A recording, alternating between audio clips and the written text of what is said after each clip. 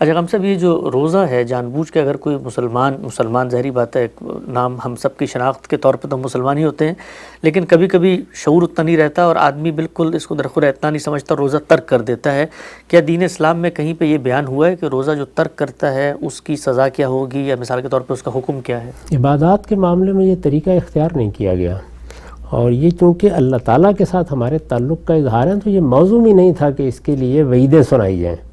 البتہ یہ بات بالکل واضح ہے کہ ترک کیوں کرے گا آدمی؟ اسی صورت میں کرے گا نا جب اللہ تعالیٰ کی بات اس کے نزدیک کوئی اہمیت نہیں رکھتی، تو اس کے بعد کیا باقی رہ گیا؟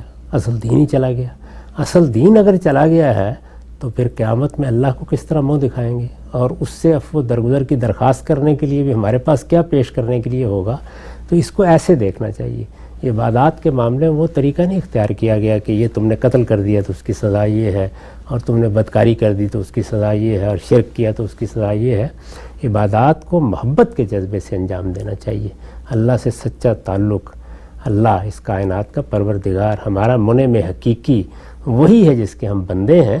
اصل میں یہ میرے شعور کا اظہار ہے، اس کو اس طریقے سے لوگوں کو سمجھنا اور سمجھانا بھی نہیں چاہیے.